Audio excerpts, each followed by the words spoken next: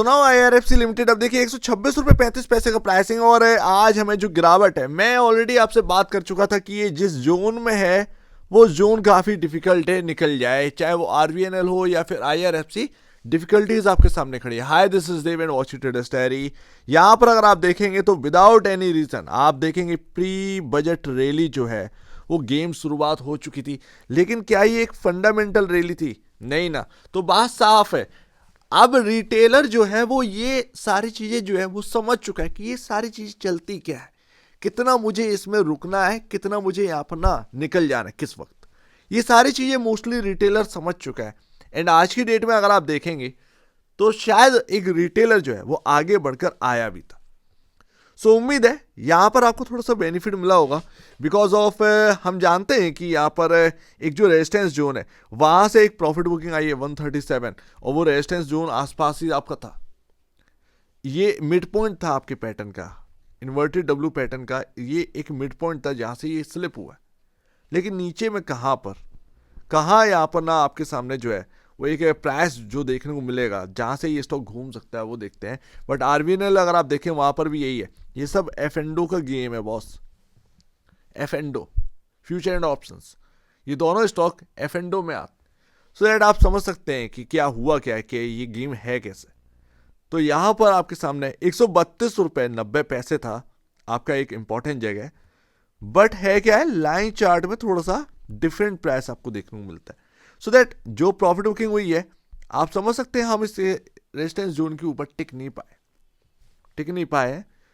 अब कहां पर आपका जो है एक इंपॉर्टेंट जगह बनती है, क्या हम वापस से री एंटर कर सकते हैं इस स्टॉक के अंदर? हाँ, इंपॉर्टेंट जगह के आसपास आए तो यहाँ पर जैसे कि आपके सामने प्रॉफिट बुकिंग आपको देखने को मिली है, तो लमसम यहाँ पर जो जोन रहेगा वो 122 रुपए 124 रुपए के आसपास ही रहने वाला है।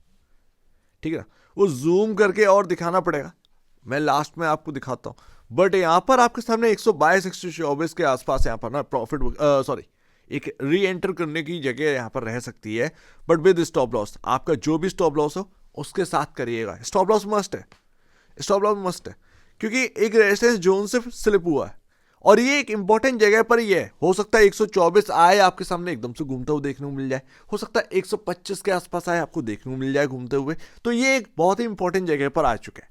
मैं आपसे कह रहा ना कि यहां पर आपको यही करना है बस। पहले यहां पर ना आपके एंट्री अच्छी जगह पर होनी चाहिए, फिर एग्जिट कर दो, फिर यहां पर एंट्री कर दो। ऐसे ही गेम चलने वाला है। एंड ये गेम टफ है, काफी टफ है। लेकिन आप बस ये सोचा करिए, अगर आप एक इन्वेस्टर बनना चाहते हैं तो आप ये बात सोचना, मेरी एक बात सोचिएगा, आपको समझ में आएगी, आपको बहुत कुछ यहाँ पर हेल्प मिलेगा। ध्यान रखिएगा। पहले आप ये समझिएगा कल 26 दिसंबर यानी कि आपका फ्राइडे के दिन की बात कर रहा हूँ, 78.29 का RSI हमने क्लोजिंग देखी, ओवरबॉट जोन में था। हाईली ओवरबॉट जोन में क्या था ये स्टॉक? नहीं, हाईली ओवरबॉट जोन में नहीं था। आज हिट किया होगा 82 का RSI के आसपास, बस इससे ज्यादा नहीं। तो हाईली ओवरबॉट जोन में नहीं था। 88 होता है हाईली, बहुत हाई, ठीक है ना, वो नहीं।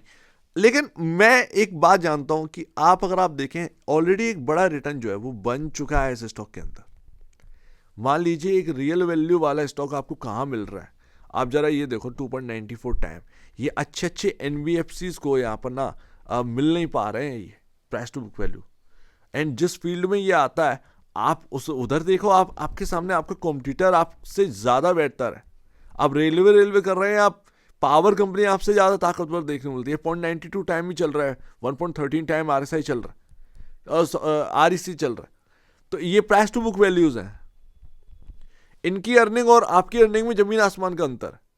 रेलवे की एक इलौती ये आपके सामने NBFC आपको देखने मिलती है, तब भी आप देखेंगे कि ये REC और PFC आपके बराबर नहीं है।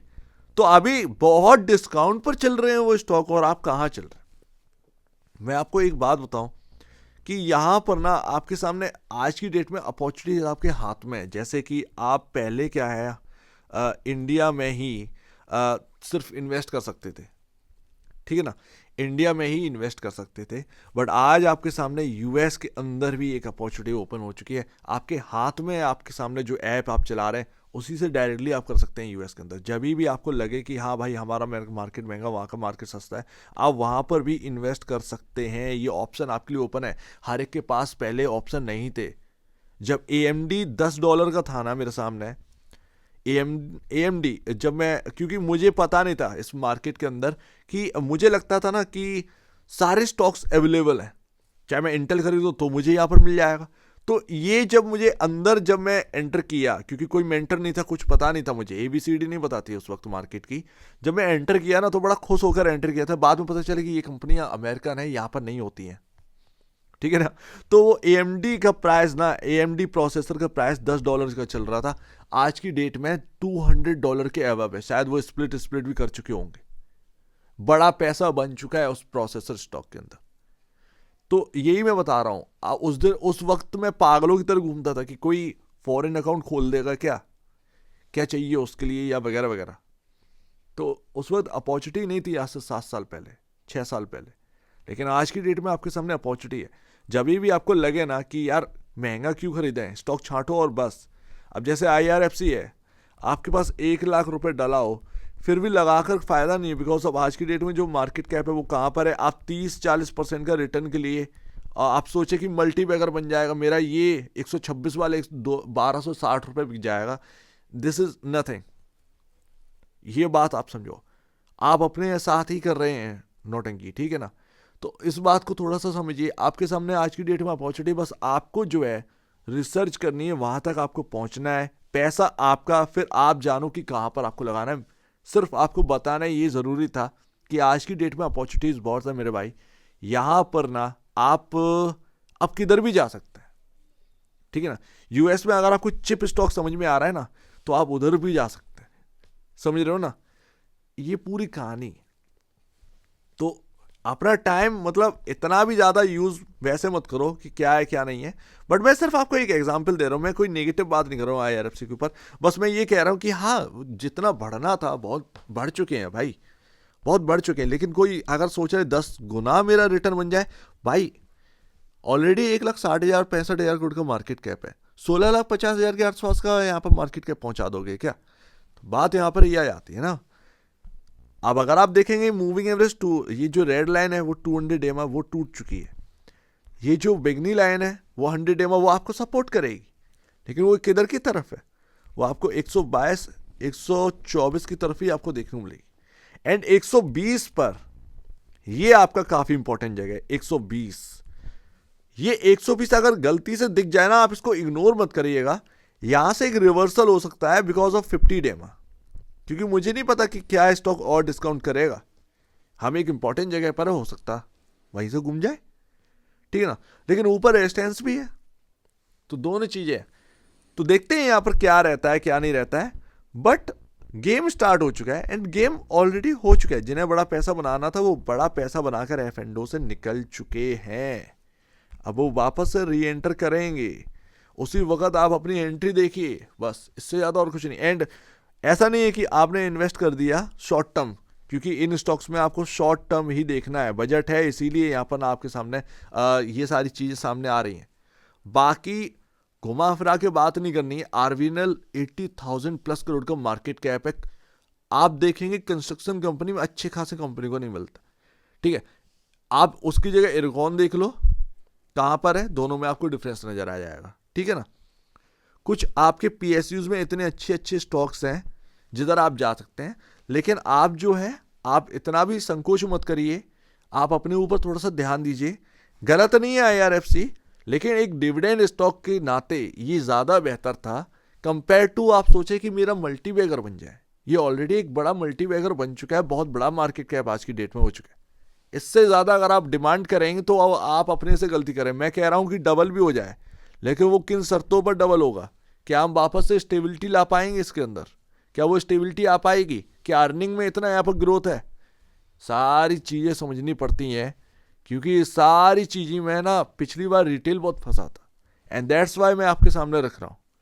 तो जब भी महंगापन लगे ना एंड घुसने का मन करे, थोड़ा सोचिए कि आपके सामने अपॉर्चुनिटीज़ बहुत रखी हुई हैं। आप चाहें तो इंटेल में भी पैसा लगा सकते हैं आज की डेट में, समझ रहे हो ना, इतना आगे बन चुके। तो ये थोड़ा सा आपको देखना पड़ेगा। एंड ऑलरेडी हमारा मार्केट महंगा है। Q3 से पहले कुछ प्रॉफिट बुक जरूर कर लेना। मुझे नहीं पता कि 126 वाला 136 होगा या 176 होगा, I don't know, but Q3 से पहले आपको थोड़ा सा मुनाफा वसूली कर लेनी है, ये काफ़ी ज़रूरी है। क्योंकि नंबर्स जब आते हैं ना, मैंने 2024 में ये जब कवर किए थे ना सारे, मैंने वन बाय वन इसी तरीके से कवर किए थे।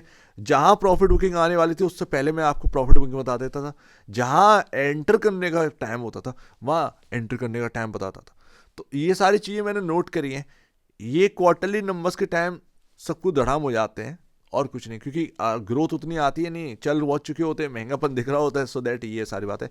बाकी अगर आपको एनबीएफसी आपको देखनी है सरकारी, तो आप पीएफसीआरईसी देखिए, क्या धाकड़ स्टॉक है। जब आपको इतना सस्तापन देखने को मिले, जो सस्ते हैं वही तो थोड़ा सा चल पाएंगे ना ज़्यादा। उधर देखो ना, महंगे को और महंगा करके क्या करोगे, सस्ता महंगा हो सकता है। सो उम्मीद है कुछ आपको समझ में आया होगा। एक बार निवेश से पहले या बेचने से पहले अपने ब्रोकर एडवाइस से जरूर सलाह लीजिएगा। खुद की स्टडी करेगा, उससे बेहतर कुछ भी नहीं है। खुद की स्टडी मस्ट। तो अब दीजिए मैं अपनी देखेंगे वो तो धन्यवाद दोस्तों।